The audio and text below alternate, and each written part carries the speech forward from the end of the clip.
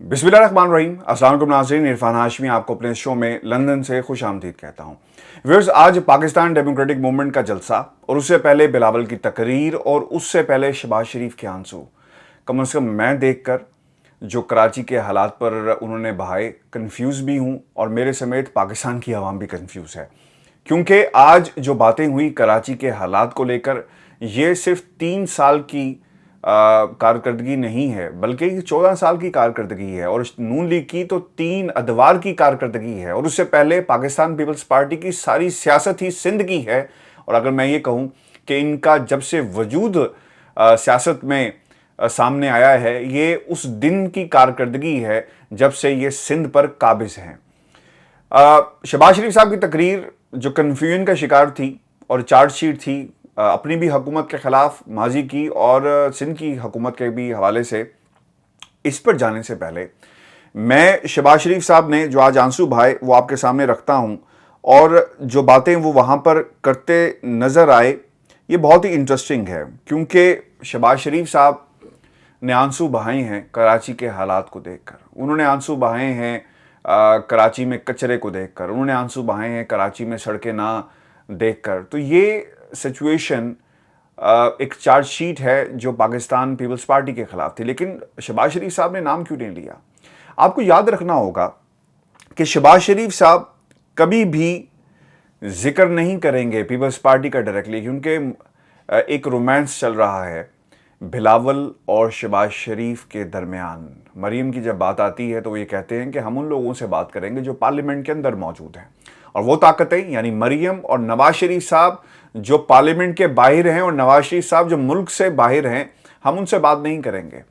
और ये एक दफ़ा नहीं बल्कि कई मरतबा उन्होंने ये बात कही। तो किस मुंह से शहबाज शरीफ साहब वहाँ पर पीपल्स पार्टी का नाम लेते, बिलावल का नाम लेते, आसिफ अली जरदारी का नाम लेते? उन्होंने सिर्फ एक नाम लिया और वो नाम था इमरान खान का। शहबाज शरीफ साहब की आज बल्दिया में अपने अहदेदारों से जब मुलाकात हुई तो उन्होंने एक बात कही कि कराची एक कमाऊ शहर है, ये बाबा कौम का शहर है। अब कायद के शहर के साथ जो सलूक हो रहा है उसका उन्होंने सारे का सारा इल्ज़ाम पाकिस्तान तहरीक इंसाफ की हुकूमत पर डाल दिया। क्योंकि ये सियासतदान इतनी बुरी तरह सियासत में उलझ चुके हैं और एक दूसरे को खुश करने के लिए जो कदम है वो फूक फूक कर डालते हैं, रखते हैं, इसलिए कि किसी को नाराज़ नहीं करना। और जो रोमांस चल रहा है बिलावल और शहबाज शरीफ के दरमियान, ये इसका मुंह बोलता सबूत है। और उन्होंने ये भी कहा कि आज जो कराची के हालात हैं, इसे देखकर दिल खून के आंसू रोता है। ये हालात आज के पैदा किए हुए नहीं हैं शहबाज शरीफ साहब। आपके 3 अदवार रहे, आप सोए हुए थे या फिर आप पंजाब में जो अपने तरक्याती काम थे यानी अपनी ज़ात के तरक्याती काम थे, इनकी तकमील में लगे रहे कि आपको कराची शहर याद नहीं आया। और ये सवाल बहुत ही अच्छा हो अगर आप अपने बड़े भाई से करें, कराची के हालात कैसे थे, कराची की तरक्की और कराची जिसकी आज आपने बहुत बड़ी बड़ी मिसालें दी, ये आपको अपने भाई से पूछना चाहिए। व्यूअर्स, आज बिलावल ने कुछ पॉइंट्स वहाँ पे रेस किए हैं और बिलावल भी कंफ्यूज ही नज़र आया। क्योंकि आपको याद होगा कि पाकिस्तान तहरीक इंसाफ ने मिशन सिंध का जिक्र किया और उसके बाद वहाँ पर बहुत सारी पॉलिटिकल मुलाकातें भी हुई हैं। पाकिस्तान तहरीक इंसाफ ने हदफ जो बनाया है वो सिंध को बनाया है कि आने वाले इलेक्शन के अंदर वो अपनी हुकूमत बनाएंगे। अब खौफ ये पैदा हो गया है पाकिस्तान पीपल्स पार्टी को कि, और इसके नतीजे में उन्होंने कैंपेन का भी आगाज़ कर दिया है और वो हुकूमत के ख़िलाफ़ उस सूबे में बैठकर कैंपेन चलाएंगे जो उनका अपना सूबा है। और आप इनकी तकरीरों को अगर गौर से देखें, ये भी कन्फ्यूजन का शिकार थे। वो ये कहते हैं कि क्या हुआ तुम्हारा वादा नौकरियों का?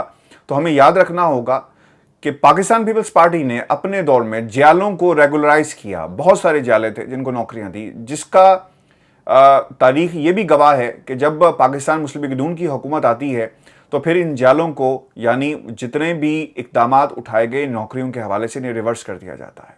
फिर वो घरों की बात करते हैं।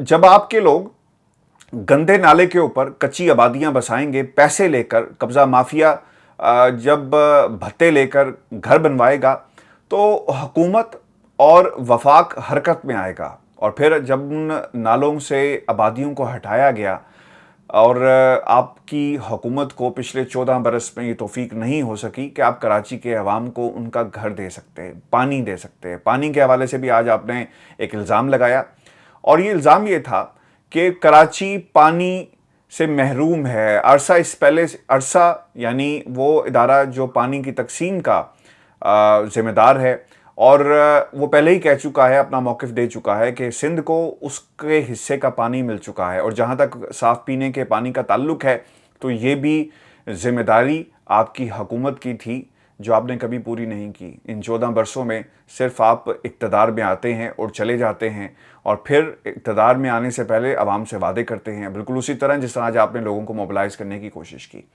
तो बिलावल भी आज कन्फ्यूज़ नज़र आए कि वो हरफ़ तनकीद बनाएं तो किसको बनाएं, क्योंकि ज़िम्मेदार सिंध के हालात के वो खुद हैं, और वो सब्जेक्ट्स जो मुकम्मल तौर पर सूबाई हैं उन्होंने वफाक के आज खाते में डालने की कोशिश की। व्यूअर्स, आज की तकरीर अगर मैं ये कहूँ कि शहबाज शरीफ साहब की कन्फ्यूजन से भरी हुई थी तो गलत नहीं है। उसकी बुनियादी वजह जो आज उन्होंने काम किए, पाकिस्तान की अवाम उन्हें कभी भी माफ़ नहीं करेगी, इन सियासतदानों को। वो ये कहते हैं कि हज़रत मौलाना फजलुर रहमान, इस जुमले के पीछे जो हिकमत छुपी हुई है वो बहुत ही इंटरेस्टिंग है। आपको याद होगा फजलुर रहमान साहब ने मुतादिद बार नवाज शरीफ को लंदन में फ़ोन किया और कहा कि जनाब मुझे इस्तेमाल किया जाता है, मेरे कंधे को इस्तेमाल करके आप ओहदे लेते हैं। पाकिस्तान पीपल्स पार्टी ने फ़ायदा उठाया, सीटें अपने नाम की, और यही काम पाकिस्तान मुस्लिम लीग नून भी कर रही है। मुझसे जो वादे किए गए थे वो पूरे नहीं किए गए। अगर मैंने अपने बच्चों को, यानी वो बच्चे जो आज आपको जलसे में नज़र आ रहे थे, अगर उनको लेकर आना है सड़क पर तो इसका ख़र्चा होगा, और मुझे आप इस्तेमाल करते हैं, तहरीक चलवाते हैं, और उसके बाद आप खामोश हो जाते हैं। और फिर आपको याद होगा कि शहबाज शरीफ को इससे पहले भी फजलुर रहमान ने तनकीद का निशाना बनाया था। और आज इख्तलाफात को दूर करने के लिए, चूँकि याद रखना होगा कि ये हालात मुस्लिम लीग नून के लिए बहुत ही मुश्किल हैं। मरीम को पीछे किया गया क्योंकि वहाँ पर भी इख्तलाफात थे। शहबाज शरीफ साहब किसी सूरत भी, यानी पार्टी का सदर हो और उसे कहा जाए कि घर बैठ जाओ, ये मुमकिन नहीं है। एक ऐसी औरत को कहा जाए कि वो पार्टी को लीड करेगी जिसका पार्टी में अपना तो किरदार इस हद तक है कि वो नवाज शरीफ की बेटी है, लेकिन इससे ज़्यादा किरदार कुछ भी नहीं था। पार्लियामेंट के अंदर किरदार नहीं है। नाहली की तलवार सर पे लटक रही है, और अगर ये तलवार गिर गई तो हमेशा हमेशा के लिए ये ख़ानदान से नाहल हो जाएंगी, यानी ये ख़ानदान अपनी रिप्रेजेंटेशन पार्लियामेंट में उस तरह नहीं कर पाएगा। तो ये बातें हमें याद रखनी है। तो इन हालात के अंदर जो ऑप्शन था वो शहबाज शरीफ साहब का है। शहबाज शरीफ साहब ने आज, अगर मैं ये कहूँ कि बैत की है फजलुर रहमान साहब के हाथ पर तो गलत नहीं होगा। लोग मौलाना फजलुर रहमान कहते हैं, हम भी कहते हैं, क्योंकि उनके नाम के साथ मौलाना लगता है, जिस पर लोग अक्सर हमारे से भी गिला करते हैं। आज उन्होंने एक कदम आगे बढ़ाया और कहा कि हज़रत मौलाना फजलुर रहमान साहब आप तलावत करें, और ये लाखों का समंदर, यानी वो समंदर जो जमीयत उलमा इस्लाम फजलुर रहमान साहब के बच्चे थे, मदरसे के बच्चे थे, उनको हम लीड करेंगे। ये लाखों का मजमा, और इसका हदफ जो है वो इस्लामाबाद में हुकूमत होगा।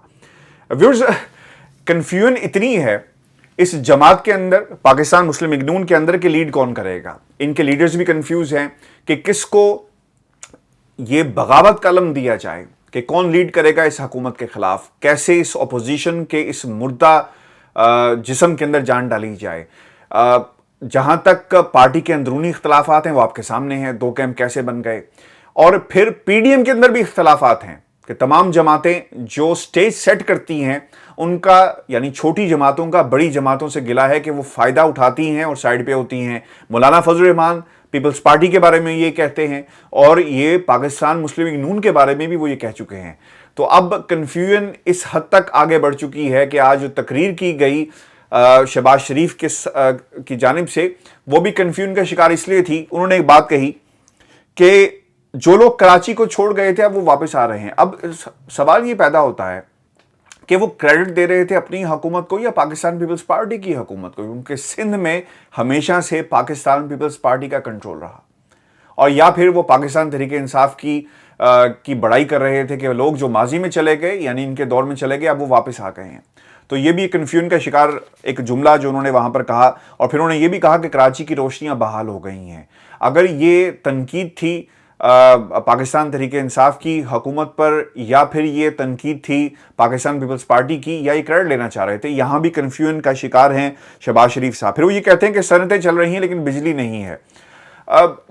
پاکستان کی عوام یہ شہباز شریف صاحب آپ سے بھی سوال کرتی ہے، اور اس پی ڈی ایم کے پورے جو پلیٹ فارم ہے اس سے سوال یہ کرتی ہے کہ اگر ملک کے حالات بہتر نہیں ہیں، جس طرح مفتیٰ اسماعیل صاحب نے بھی کہا تھا نا، اور ان سے سوال بھی کیا گیا کہ آپ یہ بتائیں کہ اگر ملک میں ترقی نہیں ہو رہی تو آپ کی یہ جو فیکٹری ہے منافع میں کیسے جا رہی ہے؟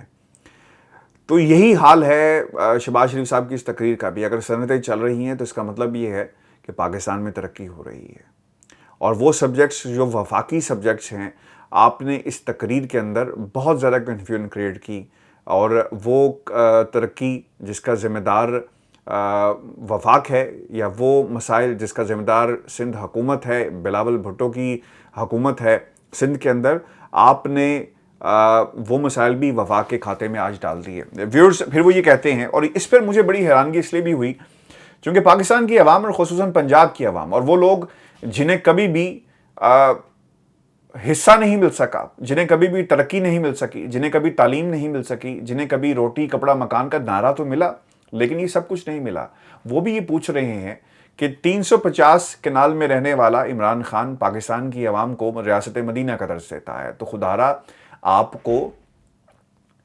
کو کیوں بھول جاتا ہے کہ بلاول ہاؤس گفٹ کیا گیا، اور کس نے کیا یہ قوم سے چھپا ہوا نہیں ہے، جس کی اونچی اونچی دیواروں کے باہر کچھ نظر نہیں آتا کہ عوام کے حالات کیا ہیں۔ رائیونڈ محل آپ کو شاید نظر نہیں آتا، رائیونڈ محل تو کم از کم 35 36 یا 2 کنال میں ہوگا جو آپ کو نظر نہیں آیا، چونکہ بہت چھوٹا ہے اس لیے نظر نہیں آیا۔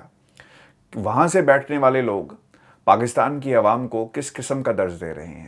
ابھی حال ہی میں لندن میں ایک بہت ہی لیوش قسم کی تقریب کی گئی، تو اس تقریب کو پاکستان کی عوام کیا سوچے، کیا سمجھے، کس طرح دیکھے، یہ بھی آپ بتا دیں کہ 350 کنال کا محل آپ کو نظر آیا، یہ گھر آپ کو 350 کنال کا نظر آتا ہے، اور آپ اس پر تنقید بھی کرتے ہیں، تو آپ کے جو بڑے بڑے محل ہیں پاکستان پیپلز پارٹی کے، جو بڑے بڑے محل ہیں، بلاول ہاؤس ہیں ہر شہر کے اندر، تو اس کا بھی جواب پاکستان کی عوام آپ سے جاننا چاہتی ہے۔ پھر انہوں نے یہ بھی کہا کہ ہیلی کاپٹر میں جانے والے کو کیا پتا کہ سندھ کے عوام کیا سوچ رہے ہیں، ایبٹ آباد میں رہنے والے کیا سوچتے ہیں، کشمیر میں رہنے والے کیا سوچتے ہیں، ان کے حالات کیسے ہیں۔ تاریخ یہ بھی گواہ ہے کہ ہیلی کاپٹروں کے اوپر کس کے کھانے ٹرانسپورٹ کیے جاتے رہے، یہ بھی پاکستان کی عوام جو ہے وہ جاننا چاہتی ہے۔ پھر آپ نے بڑا زبردست جملہ کہا، زبردست اس لیے کہ آپ نے کہا کہ 70 سال سے پاکستان کے ساتھ ناانصافی ہو رہی ہے، پاکستان کو کھویا ہوا ہم اس کا مقام دلوائیں گے۔ تو پہلے یہ تعین کر لیا جائے کہ وہ کون سا ایسا سیاستدان تھا جس کی وجہ سے پاکستان کے یہ حالات ہوئے، اور یہ بھی طے کر لیا جائے کہ 3 بار کا وزیر اعظم کون رہا، یہ بھی طے کر لیا جائے کہ ہر صوبے کے اندر کس کس سیاستدان کی حکومت رہی، اور یہ بھی طے کر لیا جائے کہ پاکستان کے سیاستدانوں نے پاکستان کو اس حال تک پہنچانے کے لیے کتنی بار عوام سے جھوٹ بولا۔ شہباز شریف نے آج ایک اور بات بھی کہی کہ میری دعا ہے کہ میرے مرنے سے پہلے پاکستان کے حالات بدل جائیں، کراچی کے حالات بدل جائیں۔ ویورز، پاکستان کے اندر اگر کسی کے حالات بدلے ہیں تو وہ یہ سیاستدان ہیں، ان کے محل بڑے ہوتے گئے، ان محلوں کی جو فصیلیں ہیں وہ اونچی ہوتی گئی، جہاں سے کوئی غریب انہیں نظر نہیں آتا، ان کی صنعتیں بڑھتی گئی، اور غریب ان صنعتوں کے اندر، ان بھٹیوں کے اندر خود جلتا رہا، کڑتا رہا، لیکن اس کے حالات نہیں بدلے۔ وہ آج بھی وہ خواب جو ان سیاستدانوں نے دکھائے ہیں اس کا تعاقب کر رہے ہیں، سڑک پر کھڑے ہو کر زندگی کی جنگ لڑ رہے ہیں، بھوک سے لڑ رہے ہیں، اپنے آپ سے لڑ رہے ہیں، ایک بہترین مستقبل کے لیے روزانہ خواب دیکھتے ہیں، اور روزانہ ان خوابوں کا گلا دبا کر سو جاتے ہیں۔ یہ پاکستان کی عوام ہے۔ کوئی پوچھے کہ یہ سیاستدان جب اقتدار میں آتے ہیں تو انہیں اس وقت یہ پاکستان کی عوام کیوں نظر نہیں آتی، جب اپوزیشن میں بیٹھ جائیں تو انہیں سب کچھ نظر آنا شروع ہو جاتا ہے، وہ اینک کیوں اتار دیتے ہیں جہاں سے اور جس اینک کو لگانے کے بعد انہیں پاکستان کی عوام کے دکھ نظر نہیں آتے۔ سوال کریں، یہ 3 بار کے وزیر اعظم اور سندھ کی سرکار، وڈیری سرکار سے کوئی پوچھے کہ آپ نے 14 برس اس سندھ پر حکومت کی، सिंध की तकदीर क्यों नहीं बदल सके। और सवाल करें 3 बार के वज़ीर आज़म से जो लंदन में बैठकर बड़े बड़े भाषण देते हैं और एक फ़ौज यहाँ पर उन्होंने खड़ी कर ली है अपने इर्द गिर्द लोगों की, कि इनके 3 अदवार गुजर गए, पाकिस्तान की आवाम के हालात क्यों नहीं बदले। ये ताना जो है मौजूदा हुकूमत को दे देते हैं। और मैं व्यूअर्स, अगर मौजूदा हुकूमत गलती करेगी तो इंशाल्लाह इसकी ज़रूर निशानदही हम भी करेंगे और करते रहेंगे उस वक्त तक जहां पर आवाम की बात आएगी, आवाम के हकूक़ की बात आएगी, हम यकीनन उसकी आवाज़ ज़रूर बनेंगे। लेकिन ये फ़ैसला हमें अब करना होगा कि आइंदा जब सियासतदान आपके दरवाजे पर आकर खटखटाए और कहे कि वोट दो, तो आपने उससे क्या सवाल करना है। आपने हिसाब लेना है उन बरसों का, उन वोटों का जो इससे पहले हुकूमतों को आप देते रहे। और पाकिस्तान के अंदर ये इनकलाब सिर्फ और सिर्फ वोट से आ सकता है, सही हुकूमत को देकर आ सकता है। अगर आपने नोट किया हो तो इस वक्त सिंध के अंदर एक इलेक्शन कैंपेन इनडायरेक्टली एक शुरू हो चुकी है, क्योंकि जब से पाकिस्तान तहरीक इंसाफ ने नारा लगाया कि हम सिंध के अंदर हुकूमत बनाएंगे, तो PDM भी मुतहरिक हो चुकी है, नून लीग भी मुतहरिक हो चुकी है और पाकिस्तान पीपल्स पार्टी तो मुतहरिक है ही है। और आइंदा जो इलेक्शंस है, यकीनन एक बार फिर अब खौफ की फ़िज़ाएँ जो हैं वो अपोजिशन के ऊपर मंडला रही हैं, क्योंकि उन्हें नज़र आ गया है कि आइंदा भी हुकूमत जो है पाकिस्तान तहरीक इंसाफ बनाएगी। इसीलिए तमाम सियासी जमातों का जो रुख है वो सिंध की तरफ हो चुका है। व्यूअर्स, आज की तकरीरें, आज की सियासी एक्टिविटीज़ जो सिंध के अंदर हमने देखी, ये एक सिर्फ़ और सिर्फ एक कन्फ्यूजन थी। शहबाज शरीफ से लेकर बिलावल तक और मौलाना फजल रहमान को यकीन दहानी की ज़रूरत थी, जो उन्हें आज करवा दी गई हज़रत का लक़ब देकर। व्यूअर्स, ये हमारा आज का शो था। अपने कमेंट ज़रूर भेजिएगा और चैनल को सब्सक्राइब करना मत भूलें। इजाज़त दीजिए, अल्लाह के पास।